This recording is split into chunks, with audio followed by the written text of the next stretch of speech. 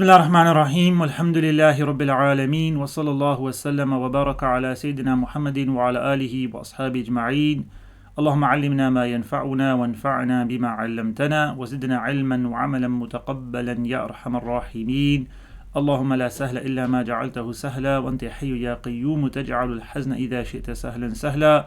لا إله إلا أنت نستغفرك اللهم ونتوب إليك. وصلى الله وسلم وبارك على سيدنا محمد وعلى آله وأصحابه أجمعين وبعد. Assalamu alaikum wa rahmatullahi wa barakatuh, and welcome to our fifth and final class on the Muqaddimaat of Imam Muhammad ibn Yusuf al-Sanusi rahimahullahu ta'ala wa radiya anhu wa nafa'ana bihi wa bikum ameen. May Allah subhanahu wa ta'ala mercy upon him, be pleased with him and benefit us through him and yourselves. Today's class will conclude what we intended to cover. As explained before, for those of you thinking it was longer, we decided to change from doing the commentary of this book to just the text, the matan. And the matan is, as we can see, just 6-7 pages. So we'll be concluding that today, insha'Allah ta'ala. So we reached the section here on mawjudat, so things that exist, everything that exists. How does it exist, or how do we understand its existence is rather the better way of presenting this section. So the author says, rahimahullah ta'ala, وَالْمَوْجُودَاتُ بِالنِّسْبَةِ إِلَى الْمَحَلِّ وَالْمُخَصِّصِ أَرْبَعَةُ أَقْسَامٍ. Created, or existent beings, like we said, existent beings with regard to a designation, من حيث, as it said there here, if we go back to the Arabic, بِنِسْبَةِ الْمَحَلِّ وَالْمُخَصِّصِ. So a designation and a designator are of 4 categories, 4 types. The first of them is قِسْمٌ غَنِيٌّ عَنِ الْمَحَلِّ وَالْمُخَصِّصِ وَهُوَ ذَاتُ مَوْلَانَا جَلَّ وَعَزٍّ. The first is not in need of a designation and place, right, or a designation to anywhere. Better say designation and use this word than place, because later on the word places will be problematic. Nor of a designator, so nobody's decided that it should be the way it is. It just is, and it's not in any particular designated place or designation. And that is the essence of our Creator, the Almighty, the Dhatullah, right? Dhatu Mawlana Jalla wa Az. Okay, so this Allah subhanahu wa ta'ala is not in, doesn't require somebody to give him his attributes or give him his existence, nor does he require a designation somewhere to be existent or be attributed to something. He's not an attribute of something, basically, right? He's not designated to something else. Nor is he therefore in requirement of anybody to tell him or be, because the designated here means somebody that, or a connection to something, when Allah subhanahu wa ta'ala is not connected to anything, like connected in the way of effect. So that's Allah subhanahu wa ta'ala. This section is on how we understand all existent beings. The first is Allah subhanahu wa ta'ala, or the being of Allah subhanahu wa ta'ala, the essence of Allah subhanahu wa ta'ala is not designated, nor does it have a designator. Okay. The number 2, it says قسم مفتقر إلى المحل والمخصص وهو الأعراض, a category or that which needs both a designation and a designator, and this applies to accidents. Accidents here is a technical term. It doesn't mean accident where you something drops or breaks. Designation means a place here, right? We said mahal, and a designator, a mukhassis. So what are accidents? First of all, accidents, it refers here to, or a'rad, refers here to things that occur to other things, things that appear to other things. Adjectives is a probably very easy way of putting it. So things are red, blue, yellow, they have shapes and sizes, they have textures, they have different elements to them, the accidents that can occur for them, the variables that could be a part of something, which we are going to talk about in the next section. Those variables are applied to something, so they need to be selected, right? So they need a mukhassis. Takhsis means to select, to choose, to designate, and they need a place. So red can't exist outside of a place, a body, a designation. It needs to be designated to a piece of metal or to a piece of cloth, red, right? Or if we said something is so and so diameter, okay, where is that designated to? It's not just a diameter in your mind, it's not a theoretical thing.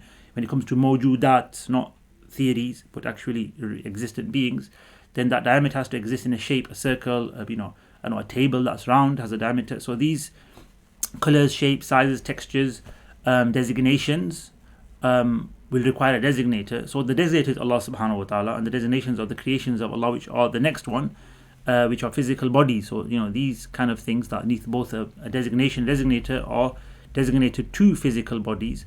So it says there on the next one, وَقِسْمٌ مُفْتَقِرٌ إِلَى الْمُخَصِّصِ دُونَ الْمَحَلِ وَهُوَ الْأَجْرَامِ. Okay, so we have now, it says here, that which needs a designator and not a designation, and this applies to physical bodies. So what does that mean? A physical body, we're not referring here to the description of a physical body, we're referring here just to the fact that it's a physical body, it has a place. It needs to be designated to that place, right? It needs a designator to get it there, but it's not designated to anything else. So we don't say, I am an attribute of somebody else. I'm a physical body. I'm not like Waseem, or this microphone is the color of that, or this microphone is the shape of that. It's not designated somewhere else, but it has a designation itself. So it needs a designator, but not a designation, not to be so it has an attribute, or gives somebody who gives it its existence, but it's not attributed to something else. So it's not got a designation to somewhere else. It just exists as a physical body. But of course, we can't recognize a physical body without some kind of characteristics. These characteristics, these designations are the a'rad, number 2, the accidents, right? The accidents like color, shape, size are in or fall into bodies and fall into these number 3. Okay, so that is the third category. And then the fourth category is وَقِسْمٌ مَوْجُودٌ فِي الْمَحَلِ وَلَا يَفْتَقِرُ إِلَى مُخَصِّص وَهُوَ الصِّفَاتُ مَوْلَانَا جَلَّ وَعَزَّ. So the fourth one, as it says here in English, is that which has a designation but does not require a designator, and that is for the attributes of our Creator, the Almighty. Okay, so the attributes of Allah subhanahu wa ta'ala are what we say attributed to Him. So we're not saying in a place, right? That's what I said here. It's going to be problematic to use place. Okay, but they are designated to Him. They are attributed to Him. He has attributes, right?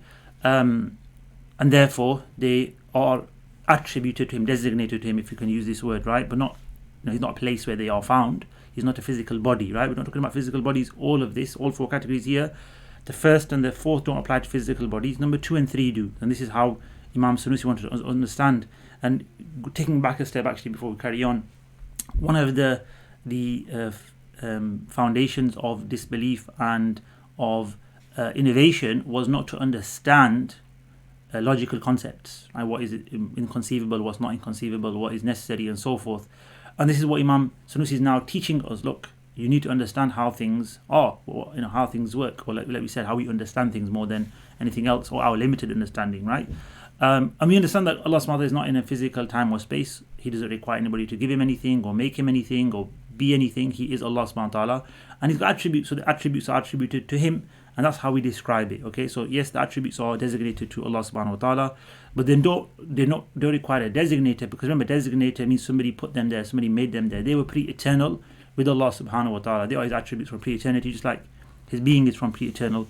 They're not parts of Him or anything like that. That's why I didn't want to use place, parts, and these terminologies that more apply to created beings. So here we can see the word is has a designation, but does not require designation. Why? Because it's pre-eternal. Things like color, size, which are also attributes of creation, require somebody to put them there, some reason to be there, which is Allah Almighty and His infinite wisdom and choices and His will and power. But for Allah subhanahu wa ta'ala, there's nobody who decided Allah has such and such attributes, or they didn't come about. He Himself didn't give Himself attributes. That's not how we understand it. He was with His attributes pre-eternal, so they never had a beginning to then have the discussion of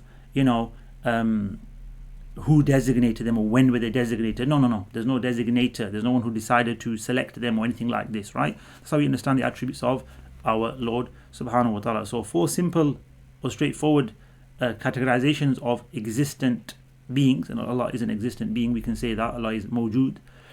He's wajib al-wujud, right? He's a necessary existent being subhanahu wa ta'ala. The dhat of Allah is translated as the essence of Allah, the being of Allah subhanahu wa ta'ala. But it's necessary, it's not contingent, temporal, or created like the rest of us. And we've understood how things are related to each other that are created. or that are existent, excuse me, and that are created in number 2 and 3, right? So this is a form of understanding to take forward into our studies of Aqidah, inshaAllah ta'ala. And then the next part, it says there that وَالْمُمْكِنَاتُ الْمُتَقَابِلَةُ سِتَّةٌ الْوُجُودُ وَالْعَدَمُ وَالْمَقَادِيرُ وَالصِّفَاتُ وَالْأَزْمِنَةُ وَالْأَمْكِنَةُ وَالْجِهَاتُ. So the reciprocal possibilities, meaning the possibilities of something that mutaqabilat more than reciprocal, means the, on a spectrum you've got like, one is equivalent or comparable mutaqabilat to 2, 3, 4, 5, 6, 7, right? Red is comparable to green, blue, yellow, black, orange, grey, purple, brown, violet, indigo, right? These are mutaqabilatu. This is the whole kind of spectrum of things, right? So what are these 6 possibilities within which all kind of possibilities exist? All possible things can be defined into these 6 areas. Something, first of all, so the body itself, that substance itself, either exists or doesn't exist. That's the first possibility for something. If it exists, then it can have measurements. So that could be length, dimension, volume. It could be weight. Measurements. However, you can measure something, coordinates in a place, right? So other measurements now, forces, gravity. There's so many measurements out there. Decibels and all these kind of things. So measurements of certain things that apply. And each measurement is comparable to other measurements. It's on a spectrum to other measurements. Characteristics is a big word here. So characteristics is translation of the word sifat, right? So sifat means attributes. So that's a lot of things.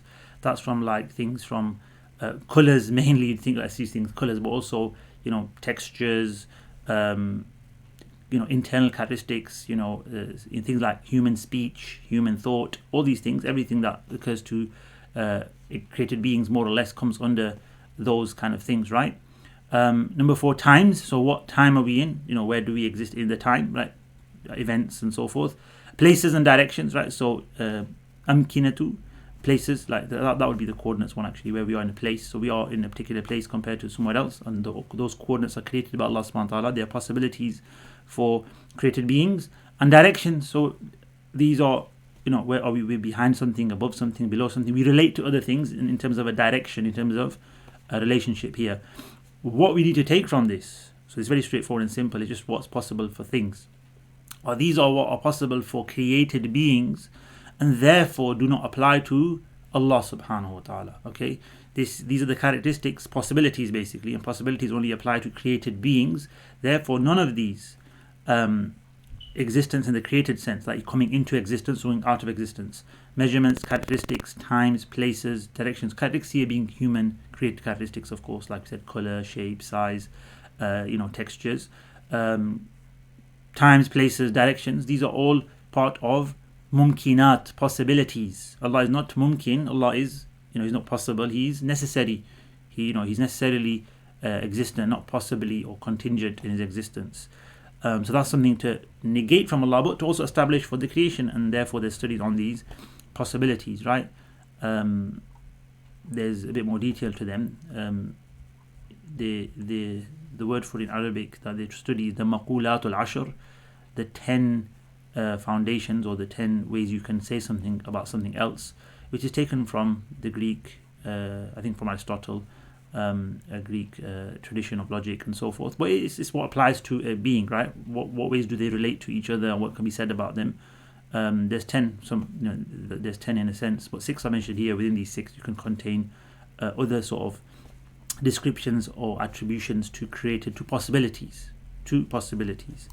And then the final section of this book is just a series of words, okay, i.e. terminologies. What does this word mean? What does this word mean? Because these are words used extensively in Aqidah. When we look at the Aqidah books, you'll come across the word wajib, necessary, contingent, inconceivable. You'll come across the word mahal and mukhassis, and designation, designator. You'll come across this concept of qudra, irada, kasb. Right, so what we've been learning is really the foundations, the terminologies, the prerequisites, the preliminary discussions, the precursors for studying Aqidah. So when you go into Aqidah and we talk about a concept, the hukam adi, for instance, it's not a case of what's hukam adi, I don't know what that means, what's the customary judgment. You already, second nature by now that, okay, I know what we're talking about right now. we're building an argument on this, or we're talking about this concept, and you're not going to mix it up with something else. You're not going to be unsure of what's going on, right? So learning has its stages, and this is the basic level, inshallah ta'ala. So what are these terms here? So it says والقدرة الأزلية هي عبارة عن صفة يتأتى بها إيجاد كل ممكن وإعدامه على وفق الإرادة. So we now move on to these terminologies here, which start at the top of page 7 on your PDF. It says omnipotence is an attribute, or omnipotence is an attribute by which the existence of something is brought forth. So إيجاد كل ممكن, right? It's not just anything, it's possibilities that are brought into existence. You can't bring inconceivabilities or inconceivable things into existence, such as a square circle. Power doesn't be connected to or isn't attributed to that. It's like we said before, if that question comes up, we stop, we don't go further, because it's absurdity, it's stupid. To go further is in itself another absurdity. So if somebody says, right, square circle, you know that, right? No, I don't. Okay, that's it, it's an absurdity, it's a fallacy, it's not reality. Then what? Then don't go into the next question, which is, can you draw one? No, it doesn't. Power, even our power, obviously we're going to hear about the omnipotence of Allah subhanahu wa ta'ala here, right? The Qudra al-Azaliyah is not connected to absurdities, stupidities, or things that are not realities. You can't ask that question. It's not even rationally sound to ask a question that it doesn't have it's impossible, it's an inconceivable concept, like square circle. It's like saying, can Allah draw a square circle? That question itself is silly and stupid, absurd, and is not actually a valid question, so that it doesn't even require an answer. Therefore, the answer shouldn't even be, although it is said, it shouldn't even be, no, he can't, because it's an absurdity. The part where, no, he can't, no, you don't even say that, because you don't ask whether a wall can speak or not, right? Unless it's a miracle, but you don't ask things that are not attributed to things that are inconceivable. This is inconceivable customarily, right? So this is not impossible, like logically. Because we know that trees spoke, we know that things, objects speak by the power of Allah, right? It comes under customary judgments. Can objects speak? Well, if Allah gives it the ability to speak, yes, we believe that, okay, it's possible customarily, or it's possible rationally. It's not really possible or common customarily, but as a supernatural event, it can occur, right? So we're going to be careful where we understand something which is logically possible or impossible, or necessary. And in this case, when it comes to creating impossibilities, there's no such thing as that. There's no such thing as bringing into existence a inconceivable matters. Hence, in the definition of the power of Allah, we already answered that question. You see, people ask the question, can God create a rock he can't lift? Then if he can't, then he can't create something, and if he can, then he can't lift something he's created. What a silly question. It's like saying, can you draw a square circle? Already we've put in the definition of the power of Allah, the pre-eternal omnipotence of Allah subhanahu wa ta'ala. It is that which, as you can see here, possibilities, is an attribute by which the existence of something is brought forth. I should have said mumkinat, possibilities, right? Or it is taken out of existence. Okay, so when we say it's of something possible, I should have added that word there, right? Omnipotence is an attribute by which the existence of something possible is brought forth. So the existence of something possible has come forth. That's the power of Allah. That's the Qudra al-Azaliyah. Or it is taken out of existence. It becomes ma'doom, right? Or i'damuhu, to take out of existence, make ma'doom, which is to make non-existent. In accordance with the will of Allah, of course, nothing happens except what Allah decides. So the Qudra of Allah doesn't contradict the power of Allah doesn't contradict the will of Allah, and also he means here nothing happens except that is Allah's decision as well. It's not like we can do things and say here it is. No, that was the will of Allah, or it wouldn't have occurred. Right, so everything that occurs that's possible is the power and the will of Allah as well. In accordance with the will of Allah, which the will is next, what exactly the will of Allah subhanahu wa ta'ala is. As we understand it, this isn't the absolute definition of the attribute of Allah subhanahu wa ta'ala. We just understand this as, this is what happens by the power of Allah subhanahu wa ta'ala. Possibilities come into existence or are taken out of existence in accordance with His divine will. And then we have the next one, which is on the next page. Al-irada al-azaliyya. He's talking about the irada of Allah subhanahu wa ta'ala. So صفة يتأتى بها تخصيص الممكن ببعض ما يجوز عليه, which translated here, the eternal is an attribute which possibilities are specified. The divine will determine some of the possibilities that could apply for an entity over others. So this now talks about the will of Allah subhanahu wa ta'ala, the divine will, the irada of Allah subhanahu wa ta'ala. How do we understand it? Like I said, a limited basic understanding of the will of Allah subhanahu wa ta'ala. Well, why is this the way it is? Why is this picture over there or piece over there black and white? Why is the sun shining like this, and why is the earth so far away from the sun, and why does everything have what it has of all the possible outcomes that could have occurred? We believe, and the word irada al-azaliyya, the irada of Allah, the will of Allah subhanahu wa ta'ala, is the is Allah. So we actually say Allah decided, right? So we don't say the will of Allah decided. We say Allah decided. Allah Almighty decides, right? But He has an attribute called the will of Allah, so the iradatullah, that we understand as the attribute which we assign to Him or attribute to Him, which helps us understand that Allah subhanahu wa ta'ala decides what happens, what possibilities take place in life, and what possibilities are attributed to creation as it comes and goes. So first of all, it comes to existence, then it's given certain lifespan, then goes out of existence, right? That's how life occurs, or created things, transient beings occur. So this is the eternal will. It's an attribute by which possibilities are specified. The divine will determine some of the possibilities that could apply for an entity over others, right? So these are possibilities that come and go. Remember, there's no change for Allah. So Allah doesn't specify things for Himself. They just are as they are. And then it says, al-ilm, what is knowledge, or the pre-eternal knowledge, al-ilm al-azali, the omniscience of Allah subhanahu wa ta'ala. Sifatun yankashifu biha al-ma'lumu ala ma huwa bihi. Sifatun yankashifu biha al-ma'lumu ala ma huwa bihi. The omniscience is an attribute by which known things are identified as per their realities. So Allah knows, His knowledge, obviously we say Allah knows again, don't say Allah's knowledge knows. We say Allah knows, but we understand that Allah has an attribute called knowledge. Ilm, which is pre-eternal, unlimited, infinite knowledge that has no gaps, no forgetfulness in it, no mistakes in it, no gap, no acquisition in it. It's all pre-eternal, therefore perfect. And that is how we understand that Allah knows everything. So He knows everything as it is. There's nothing hidden from Allah subhanahu wa ta'ala, in other words, right? In some definitions they add the word min ghairi sabqi khafa'in, without there being any any time, any point, any instance where there was any obscurity, khafa, any lack of clarity. There's just it's all is what it is. It's clear cut, pre-eternally. Never ever was there a moment for Allah ultimately, right? But never ever is there a moment for Allah, if you can say that He doesn't know something, or something's hidden from Him. Okay, this is the ilm, the knowledge of Allah Almighty. And then we come on to the hayat. It says, well, hayatu sifatun, so Allah is alive, He's got hayat, right? Sifatun, what does it mean by hayat? Sifatun tusahhu liman qamat bihi an yattasifa bil idrak. So that translates as life is an attribute which allows something to be described with perception. So perception maybe not the best of words here for Allah subhanahu wa ta'ala, but idrak here in the Arabic, which is this word here. I don't think it's going to highlight very well on this. No, it's not. But idrak here, the word at the end of the sentence, is in the Quran. It says لا تدركه الأبصار وهو يدرك الأبصار وهو اللطيف الخبير. The eyes do not perceive Him. لا تدرك الأبصار وهو يدرك الأبصار.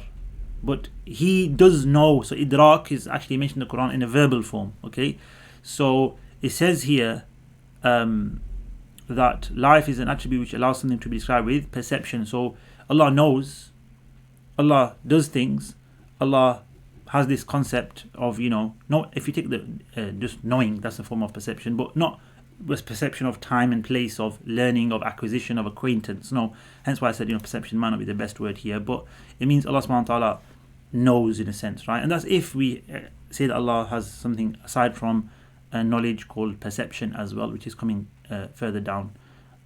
Because of this ayah of the Quran, scholars differed or discussed whether or not it's an attribute of Allah subhanahu wa ta'ala. But moving on to the next one, was sam'ul azali, again sama, all the previous were azali as well, which is the pre-eternal attributes of Allah. But nevertheless, you could say, what's the knowledge of a human being? It's not that, right? Or is that actually? So sifatun yankashifu biha al-ma'lum ala ma huwa bi. Knowledge for a person is what allows him to see the reality of something. But there's always going to be acquisition of the knowledge. There's always going to be a time where things are unknown and they become known, right? Hayat, even for a human, if you look at life, it allows us to be alive and to discern and to perceive and so forth. So it could be applied on a human level to us as well, okay? But obviously in Aqidah, when we study the knowledge of Allah, the irada of Allah, the life of Allah, we're referring to the pre-eternal concepts, right, which are different completely to the created concept. So the hearing of Allah is not like the hearing of human beings, and therefore it says here sifatun yankashifu biha kullu mawjudin ala ma huwa bihi inkishafan yubayinu siwahu daruratan. Okay, that translates to Pre-eternal hearing, so the all being Allah being all hearing, is an attribute by which the reality of every existent being is identified. Right? Does it say here everything is heard? All sounds. It's not talking about sounds and just hearing alone. Hearing is an attribute of Allah that we can't define, but we have to understand as, we can't decide what it is. We have to understand it as what it, what has been revealed to us, and it's an attribute of Allah subhanahu wa ta'ala by which we can say He hears because that's divine hearing, but also everything is known to Allah subhanahu wa ta'ala. This attribute is necessarily different to what other than it, siwahu, meaning it's not how knowledge is. So Allah subhanahu wa ta'ala knows things, Allah subhanahu wa ta'ala hears things. Both His knowledge and His hearing, and similarly His seeing, His sight, all show Him the reality of things. Obviously, show is not the right word, but all He knows the reality, He hears the reality. He says three different words, aren't they? And that's why they're different to each other. So the reason why we're saying this, and why the scholars have said this, and why it has to be the case, is otherwise, if we said knowledge, or if hearing and knowledge are one and the same thing, basically, then that makes redundant these two attributes of hearing and seeing redundant. Well, if Allah knows everything, then why did He just see or hear it for, right? But He's attributed to Himself hearing and seeing. So we have to understand that these are definitely the attributes of Allah subhanahu wa ta'ala. They're nothing like the created attributes of the creation. And therefore they must have a meaning different to knowledge, and each different from each other. So seeing is different from hearing, like you'd expect it to be. So they don't. This is a rule here, or understanding that we can't make Allah's attributes the same as each other. Why not? Because it'd be redundant to use different names, or to say He's got this attribute and that attribute. And we know, just generally, language itself tells us there's two different meanings of these words, completely different from each other, sound and sight, and also different from knowledge, right? So this is why we have to, it's incumbent on us to make sure we don't liken these attributes to each other even. Yes, similar definitions, but like I said, just for us to understand what does it actually mean there as an attribute of Allah. We don't know. We just know that Allah subhanahu wa ta'ala has an attribute of knowledge, He knows things. Has an attribute of hearing, He hears things, or He understands them or connects to them in a way that's different to knowledge. And similarly with His hearing and seeing, He does that in a different way. It's not the same. So that therefore it just says for pre-eternal sight is similar in its definition to it, to the hearing eye.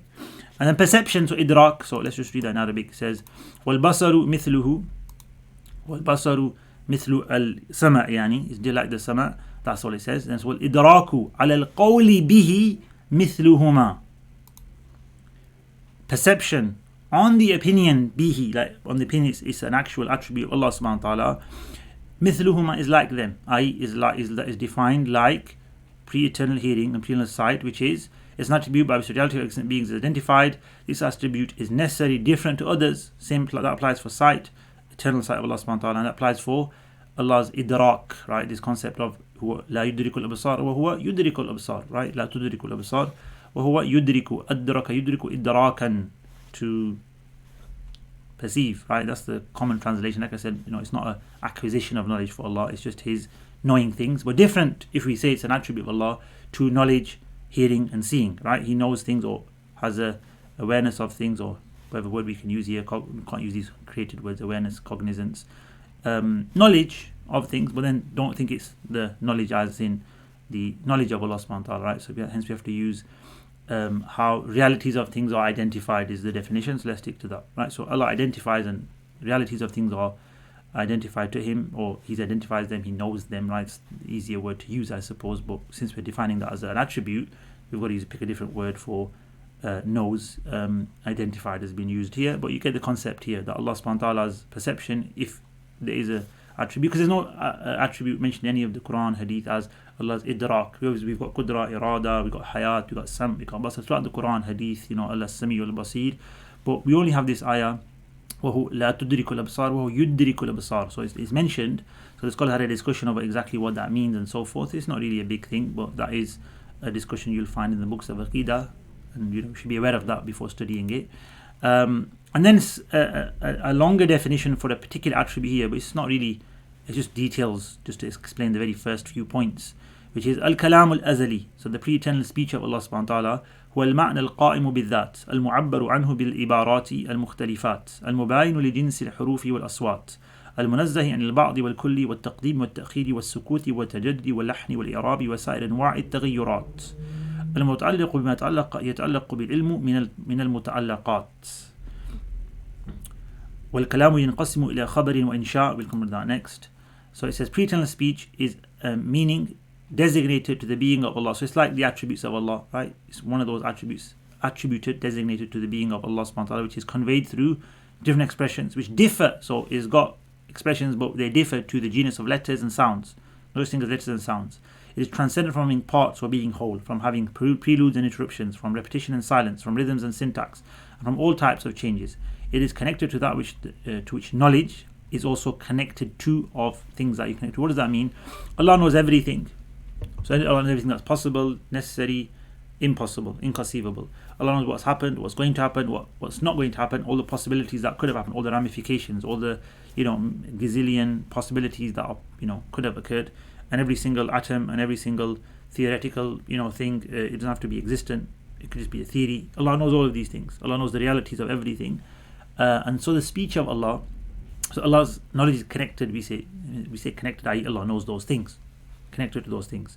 Similarly, the speech of Allah, which is His communication to the creation, or just to Himself. He doesn't have to speak to us. He has speech, right? Subhanahu wa ta'ala. He can speak, but not in the human way of words and sounds, and start, stop, rhythm, syntax, changes. It's not like that. So what is it? It's pre-eternal, the personal speech of Allah, sometimes referred to as. That also talks about, or that would also be connected to, as in His speech of Allah is connected to, as in, look, so if you take the Quran, for example, the Quran talks about the previous nations, it talks about the beliefs in Allah, it talks about possibilities, it talks about what's impossible, second God for Allah subhanahu wa ta'ala, it talks about commands, it talks about prohibitions, it talks about akhlaq. So the speech of Allah could talk about anything that's known, right? So it's connected to the same things as knowledge. Allah could tell us something about anything that is possibly known or could be known, right? Allah knows everything, so He can speak about what He knows, right? That's kind of what we're trying to say there, right? But we're not talking about human speech, or He speaks, in a start-stop fashion. We have to remember these attributes are Allah's attributes, not human. We're not talking about the human speech here. And then it says speech, وَالْكَلَامُ يَنْقَسِمُ إِلَى خَبَرٍ وَإِنْشَاءٍ, which is not in the translation, but speech is then divided into truthfulness and lying. So speech can be true or is خَبَرٍ وَإِنْشَاء. It can either be information or informing, or it can be that's not mentioned here, so we'll have to add that on in ourselves.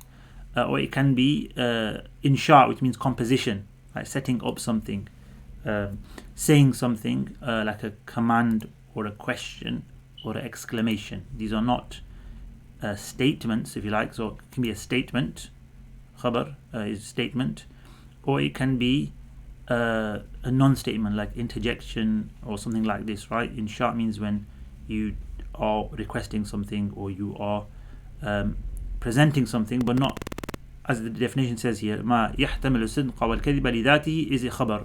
So what you can say of its truth or false, regardless of what it is outside, just the statement itself, then that is a statement. So it's raining outside, it's sunny outside, he likes cake, she is a doctor.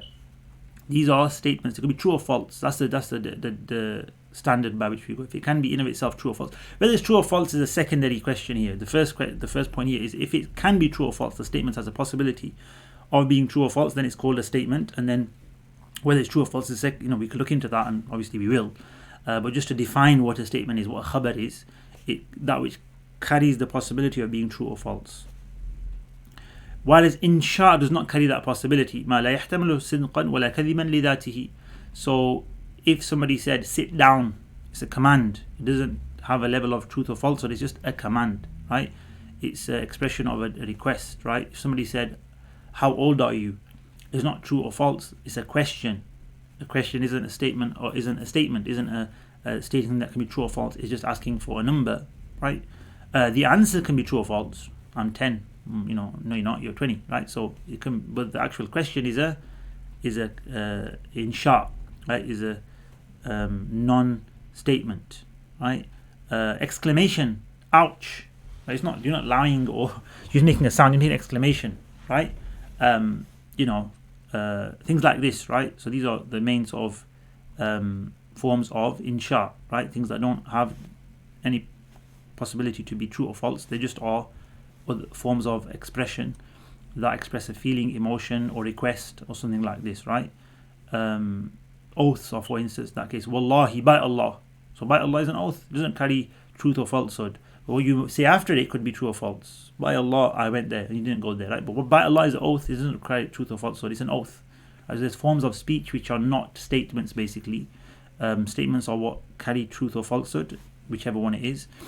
Possibility is there, and that's a statement. And then non-statements are things which don't carry that, which is other parts of language, really, other types of sentences. Then it moves on to sidq and kadhib. So we've got something missing there in English, but do make note of that we talked about speeches, khabar and insha. Okay, khabar is that which carries the possibility of truth or falsehood, and insha is that which does not carry the possibility of truth and falsehood in and of that self, right? We don't look at external factors. And then it says وَالصِّدْقُ عِبَارَةٌ عَنْ مُطَابَقَةِ الْخَبَرِ لِمَا فِي نَفْسِ الْأَمْرِ خَالَفَ الْإِعْتِقَادَ أَمْ لَا. So truthfulness, sidq, is reporting something, is, as you can see there, مُطَابَقَةِ الْخَبَرِ. So khabar here is a statement then, is a statement which agrees with that, with what is in of itself true, whether one believes it to be such or not. So the sun, it is sunny outside. Okay, now if it is sunny outside, whether you believe that to be true or not, your statement is true. Whether you were guessing it or not, your statement is true, because we've got to compare it to what it says, the actual affair itself, right? True of itself, right? With that which is in of itself true. So you look outside, right, and you see nafs al-amr, what is actually occurring? You see it's sunny, or he's telling the truth. He goes, I don't know, is it sunny outside or not? It's sunny, you just said it. Oh, I was telling the truth then, wasn't I? Yeah, he was. Whether he believed himself to be truthful or not, as long as what you say is in accordance with the reality outside, with what is actually occurring, then that's called, that speech that's come out of his mouth is called sidq, right? Of course, whether or not he's accountable for it, or it's against him or for him, etc., that's different. That's Allah's accountability and intentions come into things. But we're just talking about speech, words we hear, and things that we can say. They either are truthful, which is, and it only comes under khabar, by the way. So khabar is what can be truthful or false. Insha, non-statements can't be true or false. They just just expressions of emotions or something similar. And then it says lying, therefore, al-kadhib is the opposite. So it says وَالْكَذِبُ عَدَمُ مُطَابَقَةِ الْخَبَرِ لِمَا فِي نَفْسِ الْأَمْرِ وَافَقَ الْإِعْتِقَادَ أَمْ لَا. Right? So it says lying is reporting something which is not in accordance with what is in of itself true, whether ones believe it to be as such or not, right? Whether it agrees with your beliefs or not, in a sense, right? So, and Mu'tazilite, this is what Imam Sanusi mentions in his commentary. He could come to you and say, go against his beliefs, right? And say, to hide his beliefs. He could say that, I believe that customary causes, hukm adi, they don't have any power deposited in them.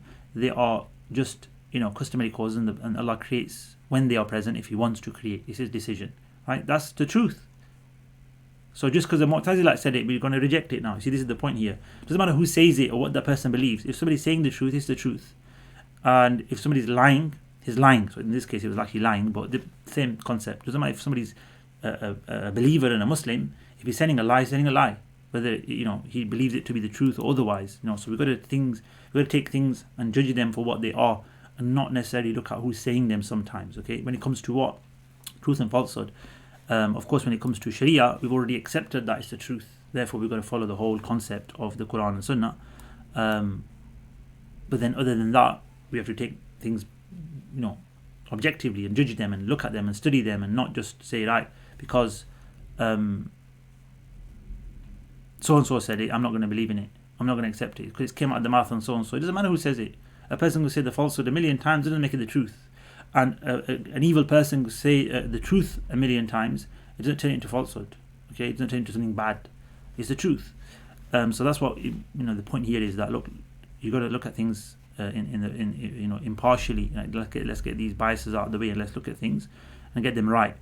And then it moves on to two more concepts, which is connected with the prophets, I suppose, because it's going to talk about actions.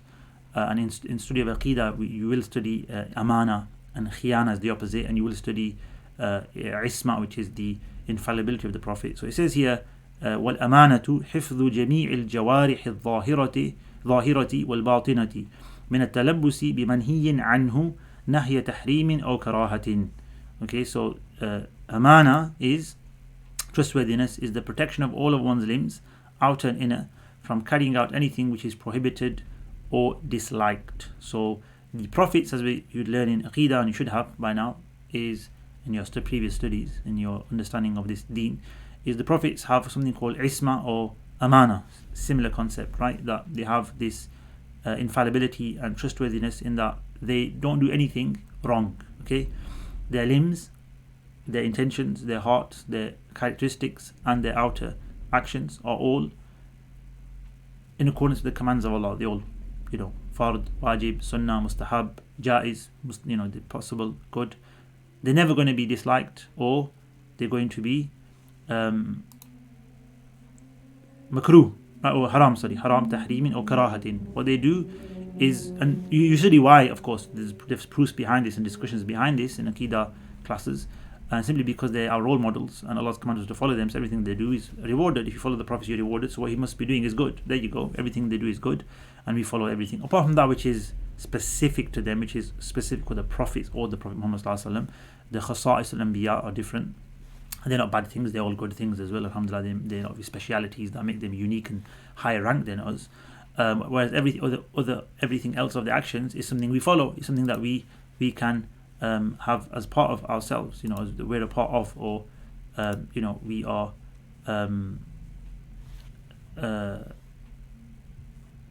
commanded to follow. We are asked to be people who follow these commands of Allah subhanahu wa ta'ala and the actions of their prophets in that which is followable.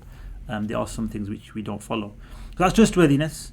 And then we have the opposite of that, which is khiyana, which is عدم حفظهما من ذلك, which is simple. It says treachery is not to be protected from that. So treachery, meaning you do bad, you don't fulfill your trusts, is in the discussions of Aqidah referring to the concept of somebody who doesn't act trustworthily, right? Doesn't act morally, has immorality, which is what is to go against what you're being commanded to do, is to use your limbs to disobey Allah or to do something haram and so forth, right? That's not how we've been commanded to do things, and that is treachery, and that is impossible, as we're going to learn, inconceivable for the Anbiya and the Mursaleen, the prophets and messengers, sallallahu alayhi wa alihi wa sahbihi wa sallam, sallallahu alayhim wa alihi wa sahbihi wa sallam.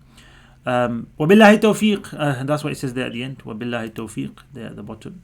And it says here, and by Allah is guidance, and there's no la rabba siwahu, right? وَبِاللَّهِ tawfiq. And in one copy, la rabba siwahu, there's no Lord but Him. Walhamdulillahi rabbil alameen. So that concludes our study of the Muqaddimaat of Imam al-Sanusi rahimahullah ta'ala wa radiya anhu. Thank you for being a part of this journey. Those of you who followed us through these 5 lessons, please do go back and review the lessons, review the text, and go through the recordings and try to understand these concepts. If you have any questions, please send them through to us via email on deenalfitra1@gmail.com, or reply to the emails if you're a part of this course that was sent out to you. Jazakumullah khairan, barakallah feekum, walhamdulillahi rabbil alameen. So there were no questions that were sent in from yesterday on email or otherwise, not that was sent to me. So thank you for being a part of this course, those of you on the live stream and those of you who are watching later, and we hope you benefited. And watch out for more courses. So we are planning to do shorter courses, so short and sweet and beneficial and relevant. So I'm sure there's a lot here to chew on for us, and also a lot to benefit from and to think about. But these are foundational studies. There's a lot more. If we were to go into an Aqidah book, it would take us several months to get through, or several, a lot of lessons. So this is just, we're going to do things that maybe are shorter, but bring a lot of benefit as well, inshallah ta'ala. So thank you very much. We're going to conclude there for today. That is the end of today's lesson. Jazakumullah khairan, and assalamu alaikum wa rahmatullahi wa barakatuh once again.